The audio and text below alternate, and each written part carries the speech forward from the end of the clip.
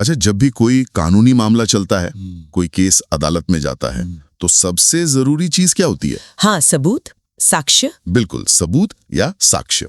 लेकिन ये कैसे तय होता है कि कौन सा सबूत अदालत मानेगी और कौन सा नहीं? हाँ, ये एक पेचीदा सवाल है। और आज का दौर देखिए, हमारी जिंदगी का कितना बड़ा हिस्सा ऑनलाइन है, डिजिटल है। हर क्लिक, हर मैसेज, है ना, एक तरह का डिजिटल फुटप्रिंट छोड़ता है। सही बात है। तो सवाल ये है कि क्या हमारे कानून इस डिजिटल सच्चाई के साथ कदम मिला पा रहे हैं? देखिए, यही सवाल आज कानून और न्याय व्यवस्था के बिल्कुल केंद्र में है। टेक्नोलॉजी ने जिस तेजी से जानकारी बनाने, शेयर करने, स्टोर करने के तरीके बदले हैं, उसने साक्ष्य से जुड़े नियमों को भी बदलने पर मजबूर किया है। हाँ, और इसी बड़े बदलाव पर आज हम गहराई से बात करने वाले हैं। अच्छा। हमारा विषय है भारतीय साक्ष्य अधिनियम 2023। जी, BSA 2023। ये वो नया कानून है जो 1 जुलाई 2024 से लागू हो गया है और इसने भारत के 150 साल से भी पुराने 1872 वाले एविडेंस एक्ट की जगह ले ली है। जी हाँ, ये सिर्फ एक अपडेट नहीं है, ये एक पूरी तरह से नया अधिनियम है।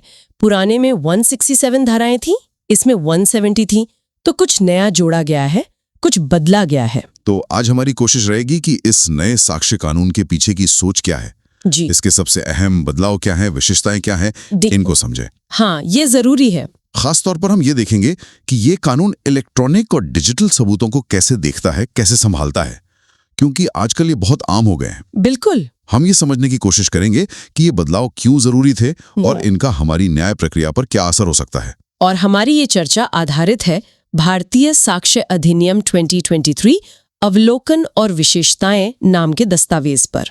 बहुत बढ़िया, तो फिर शुरू करें? जी, जरूर। सबसे पहले ये समझते हैं कि आखिर इस नए कानून की जरूरत पड़ी ही क्यों।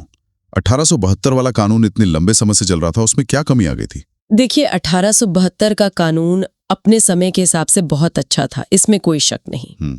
लेकिन 150 साल में दुनिया कहां से कहां पहुंच गई है ना। हाँ, वो तो है। तो मुख्य कारण थे, एक तो पुराने कानून की भाषा थोड़ी जटिल हो गई थी, उसको सरल बनाना था। अच्छा। और दूसरा और शायद सबसे बड़ा कारण वो है टेक्नोलॉजी का विकास। हाँ। आप सोचिए, 1872 में कहां थे digital records, email, server logs, CCTV, हाँ। Mobile phone data. हाँ, कल्पना भी नहीं कर सकते।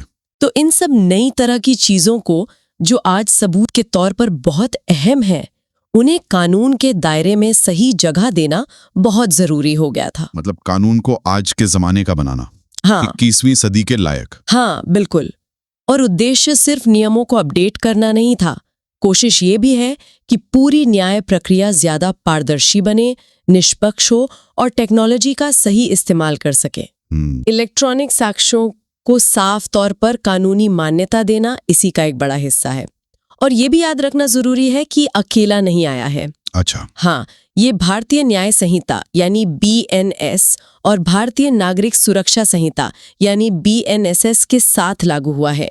ये तीनों मिलकर क्रिमिनल जस्टिस सिस्टम में एक बड़े सुधार का हिस्सा है। ओके, तो ये एक बड़ा पैकेज है सुधारों का। चलिए फिर इस साक्ष्य कानून के अंदर चलते हैं। सुना है सबसे बड़ा बदलाव साक्ष्य या एविडेंस की परिभाषा में ही हुआ है, धारा 2 में। आपने बिल्कुल सही पॉइंट पकड़ा है। ये एक बुनियादी बदलाव है। अब साक्ष्य की परिभाषा में 2 मुख्य चीजें हैं। एक तो मौखिक साक्ष्य यानी जो गवाह अदालत में आकर बताते हैं जी, और दूसरा है दस्तावेजी साक्ष्य यानी डॉक्यूमेंट्री एविडेंस। और यहीं पर बड़ा बदलाव है।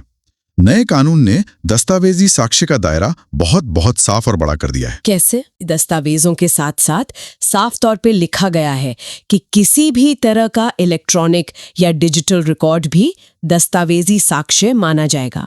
किसी भी तरह का मतलब जैसे ईमेल, व्हाट्सएप चैट, बिल्कुल, कंप्यूटर फाइल्स। बिल्कुल, हाँ, email, message, server logs, computer data, CCTV footage, smartphone से मिला कोई डेटा, जीपीएस लोकेशन, वेबसाइट की हिस्ट्री, हाँ, ये सब और इस तरह की कोई भी जानकारी जो इलेक्ट्रॉनिक या डिजिटल रूप में है, वो अब दस्तावेजी साक्ष्य की परिभाषा में आती है। अरे वाह, ये तो बहुत बड़ा कदम है। जी हाँ, क्योंकि आजकल अपराधों की जांच में और मुकदमों में ऐसे डिजिटल सबूतों की भूमिका लगातार बढ़ रही है।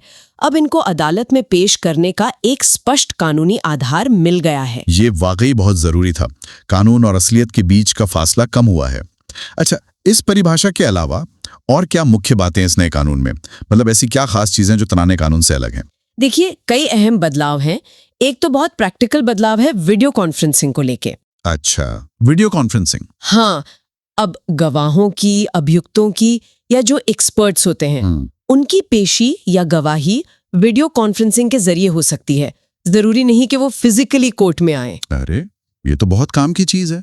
इससे तो प्रक्रिया तेज हो सकती है, खासकर जब लोग अलग अलग शहरों में हो। निश्चित रूप से समय बचेगा, खर्चा बचेगा और उम्मीद है कि मामले जल्दी निपटेंगे। और जैसा हमने अभी कहा, इलेक्ट्रॉनिक और डिजिटल दस्तावेजों को अब वही कानूनी दर्जा मिल गया है जो कागजी दस्तावेजों का था। उनकी मान्यता, उनका प्रभाव, सब बराबर। दस्तावेज शब्द की परिभाषा में ही अब इलेक्ट्रॉनिक रिकॉर्ड शामिल है। इसी तरह इलेक्ट्रॉनिक सिग्नेचर जैसे डिजिटल सिग्नेचर होते हैं, उनको भी कानूनी मान्यता दी गई है। ये डिजिटल दुनिया के लिए जरूरी है। और वो जो सेकेंडरी एविडेंस की बात होती है, माध्यमिक साक्ष्य, उसमें भी कुछ बदलाव है। हाँ, उसके नियमों को और स्पष्ट किया गया है। देखिए, कानून तो हमेशा चाहता है कि ओरिजिनल दस्तावेज ही पेश हो, जिसे प्राइमरी एविडेंस कहते हैं। जी। पर कई बार ओरिजिनल नहीं होता, खो गया, नष्ट हो गया या सामने वाली पार्टी के पास है और वो दे नहीं रहे। ऐसी हालत में उसकी कॉपी या दूसरे तरह के सबूत पेश करने पड़ते हैं। उसे कहते हैं सेकेंडरी एविडेंस। अच्छा। नए कानून ने ये साफ किया है कि कब और किस तरह का सेकेंडरी एविडेंस चलेगा, जैसे सर्टिफाइड कॉपी, फोटोकॉपी वगैरह। इससे मुकदमों में कंफ्यूजन कम होगा। और ये भी सुना था कि कुछ पुराने शब्द हटा दिए गए हैं जो अंग्रेजों के जमाने के थे। जी हाँ, ये भी हुआ है। एक प्रतीकात्मक बदलाव है लेकिन जरूरी है। पुराने कानून में her majesty, queen's printer, London gazette, commonwealth जैसे शब्द थे। हाँ, वो तो अब बिल्कुल अप्रासंगिक है। तो उन्हें हटा दिया गया है और कुछ शब्दों को आधुनिक बनाया गया है। जैसे वकील या प्लीडर की जगह अब मुख्य रूप से एडवोकेट शब्द इस्तेमाल होगा। लूनेटिक जैसे शब्द की जगह अस्वस्थ मन का व्यक्ति जैसे ज्यादा सही शब्द का प्रयोग किया गया है। ये अच्छी बात है। कानून को अपडेट भी करता है और भारतीय संदर्भ में लाता है। अच्छा, वापस आते हैं इलेक्ट्रॉनिक रिकॉर्ड्स पर। आपने कहा ईमेल, सीसीटीवी फुटेज, ये सब अब दस्तावेजी सबूत हैं। पर क्या इसका मतलब यह है कि कोई भी कंप्यूटर फाइल या डिजिटल रिकॉर्ड उठाया और सीधे सबूत मान लिया, या उसे साबित करने का कोई तरीका है? नहीं, ऐसा बिल्कुल नहीं है।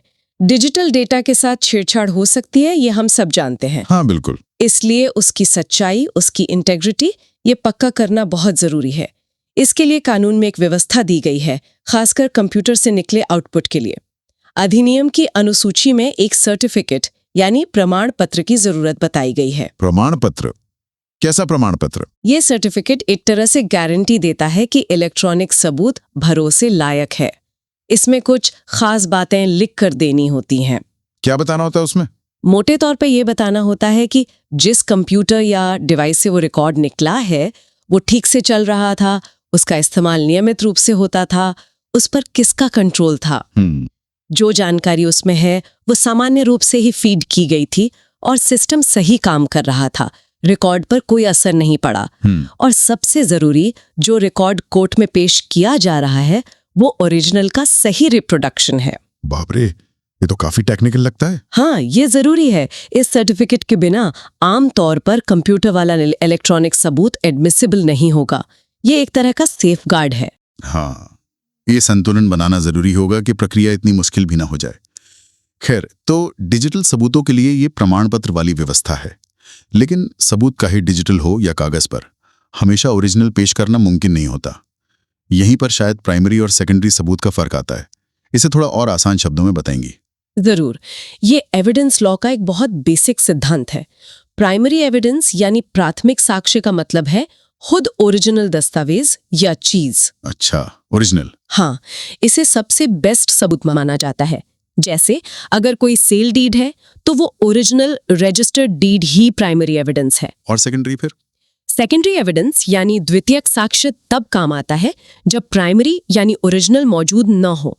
जैसा हमने कहा, खो गया, नष्ट हो गया या विरोधी पार्टी के पास है, तब उसकी जगह पर सेकेंडरी एविडेंस दिया जा सकता है। जैसे कि फोटोकॉपी? कॉपी भी चलेगी अगर वो सही तरीके से प्रमाणित हो। अच्छा, अब एक और बात पर आते हैं। क्या कुछ ऐसी बातें या बातचीत होती हैं जिन्हें गोपनीय माना जाता है, मतलब जिन्हें अदालत में सबूत के तौर पर बताने के लिए मजबूर नहीं किया जा सकता? हाँ, ऐसा होता है। इसे कानून में कहते हैं प्रिविलेज्ड कम्युनिकेशन, यानी विशेषाधिकार प्राप्त संचार। Privileged communication. जी, इसका मतलब है कि कुछ रिश्ते या स्थितियां ऐसी होती हैं जिनमें हुई बातचीत को गोपनीय रखना जरूरी है ताकि वो रिश्ते या काम बिना डर के चल सके। अच्छा, जैसे कौन सी बातें आती हैं इसमें? इसके कुछ मुख्य उदाहरण हैं।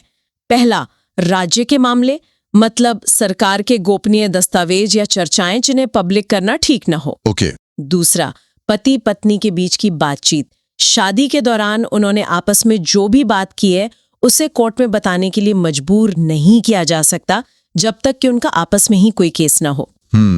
वैवाहिक रिश्ते की गोपनीयता। बिल्कुल।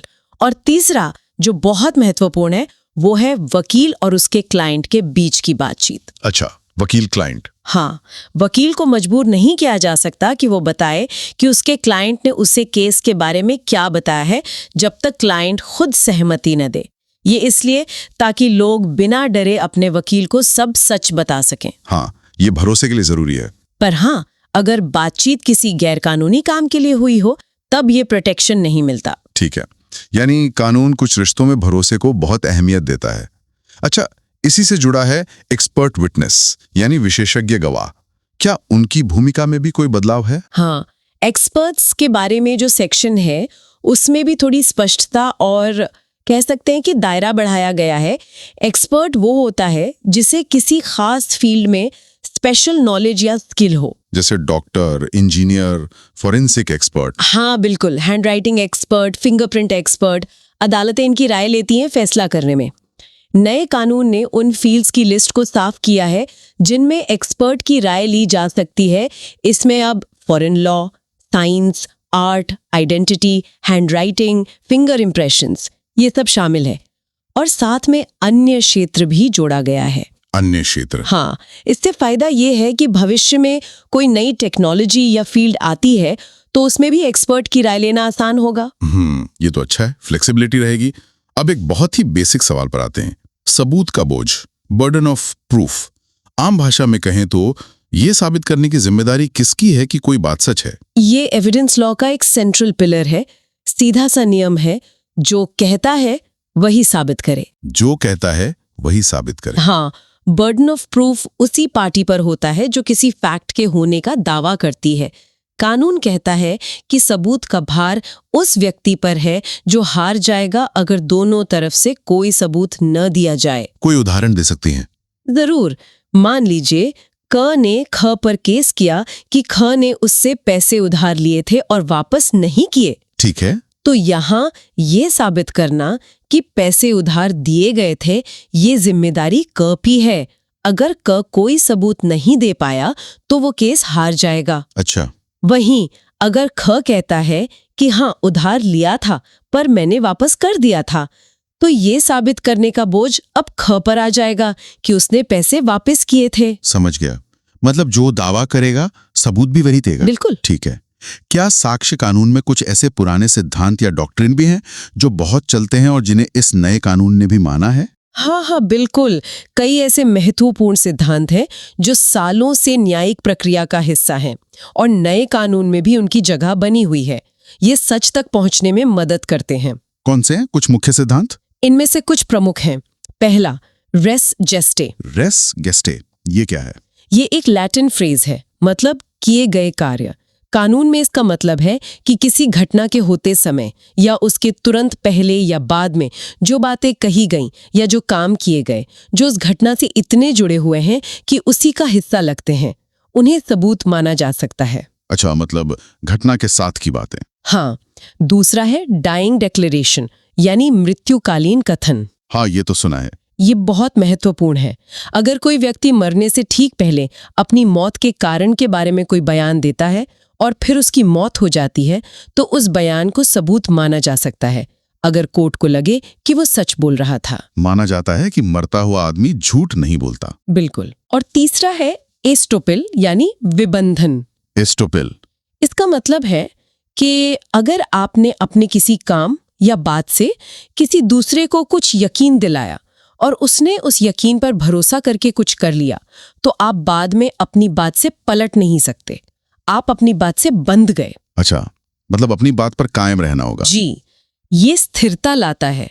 ये सिद्धांत दिखाते हैं कि कानून सिर्फ नियमों का जाल नहीं, बल्कि मानवीय व्यवहार और न्याय के सिद्धांतों पर आधारित है। बिल्कुल सही। अब दो शब्द हैं, स्वीकृति यानी एडमिशन और स्वीकारोक्ति यानी कन्फेशन।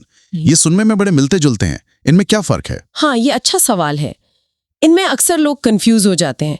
देखिए, एडमिशन यानी स्वीकृति, ये एक ज्यादा बड़ा टर्म है। इसका मतलब है किसी सिविल या क्रिमिनल केस से जुड़े किसी फैक्ट को मानना।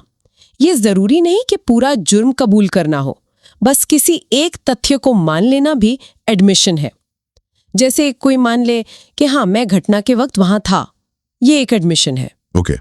और कन्फेशन? कन्फेशन यानी स्वीकारोक्ति, ये ज्यादा स्पेसिफिक है और मुख्य रूप से क्रिमिनल मामलों में होता है। कन्फेशन तब होता है जब कोई अभियुक्त अपना जुर्म कबूल करता है। अच्छा, सीधे जुर्म कबूल करना। हाँ, जैसे कोई कहे हाँ, मैंने ही चोरी की थी, ये कन्फेशन है। तो हम कह सकते हैं कि हर कन्फेशन एक तरह का एडमिशन होता है, पर हर एडमिशन कन्फेशन नहीं होता। समझ गया। ये फर्क जानना जरूरी है, खासकर क्रिमिनल लॉ में। अच्छा, आखिर में एक सवाल। अदालतें सबूतों के आधार पर किसी फैक्ट को कैसे देखती हैं? क्या फैसला हमेशा सच या झूठ में ही होता है? नहीं, कानून यहाँ थोड़ा ज्यादा प्रैक्टिकल है। वो 3 स्थितियां बताता है। 3? कौन कौन सी? पहली है सिद्ध यानी प्रूव्ड। कोई फैक्ट सिद्ध तब माना जाता है जब कोर्ट सबूतों के आधार पर यह मान लेती है कि हाँ, ये फैक्ट मौजूद है या उसका होना इतना संभावित है कि एक आम आदमी भी उसे सच मानकर चले। ठीक है, प्रूव्ड। जब कोर्ट सबूतों के आधार पर मान लेती है कि ये फैक्ट मौजूद नहीं है या उसका न होना इतना संभावित है कि उसे ना मानकर ही चलना चाहिए। Okay, disproved. और तीसरी है सिद्ध नहीं हुआ यानी नॉट प्रूव्ड। ये वो स्थिति है जब कोई फैक्ट न तो सिद्ध हो पाता है और न ही असिद्ध। मतलब सबूत इतने पक्के नहीं है कि कोर्ट किसी नतीजे पर पहुंच सके।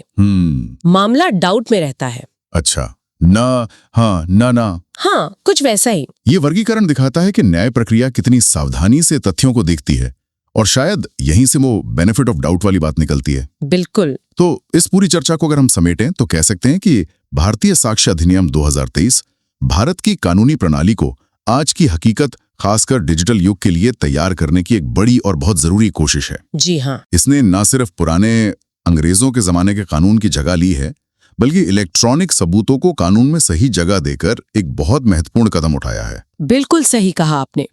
ये कानून न्याय प्रक्रिया में ज्यादा पारदर्शिता, निष्पक्षता और कुशलता लाने की कोशिश करता है। इलेक्ट्रॉनिक सबूतों की साफ मान्यता, वीडियो कॉन्फ्रेंसिंग की सुविधा, नियमों का सरलीकरण, भाषा का आधुनिकीकरण, ये सब मिलकर उम्मीद जगाते हैं कि न्याय आम आदमी के लिए ज्यादा सुलभ और असरदार बनेगा। पुराने और जो अप्रासंगिक प्रावधान थे उन्हें हटाकर ये आज की जरूरतों के हिसाब से एक ज्यादा प्रैक्टिकल और समकालीन कानूनी ढांचा देता है। लक्ष्य सिर्फ बदलना नहीं, बल्कि बेहतर बनाना है। तो ये थी हमारी भारतीय साक्ष्य अधिनियम 2023 पर एक गहरी नजर, जो हमारे स्रोत दस्तावेज पर आधारित थी। लेकिन जैसा हमारा रिवाज है, जाने से पहले एक सवाल, एक विचार भविष्य के लिए छोड़ जाते हैं। हाँ, बिल्कुल। एक सोचने वाली बात यह है कि ये नया कानून डिजिटल सबूतों पर काफी जोर देता है और ये सही भी है, पर तकनीक तो और भी तेजी से बदल रही है ना? हाँ, रोज कुछ नया आ रहा है। तो भविष्य में सोचिए, जब AI से बना कंटेंट आएगा, डीप फेक वीडियोस आएंगे या ऐसे डिजिटल सबूत आएंगे जिनकी असलियत परखना आज के तरीकों से कहीं ज्यादा मुश्किल होगा, तब क्या होगा? ये तो गंभीर सवाल है। क्या इलेक्ट्रॉनिक सबूतों के लिए जो आज का सर्टिफिकेट सिस्टम है या जो दूसरे सेफगार्ड्स है, वो तब काफी होंगे? या फिर न्याय प्रक्रिया को टेक्नोलॉजी के गलत इस्तेमाल से बचाने के लिए और सच्चाई का पता लगाने के लिए हमें और भी एडवांस्ड कानूनी और तकनीकी उपायों की जरूरत पड़ेगी? ये चुनौती हमारे सामने आने वाले सालों में जरूर होगी।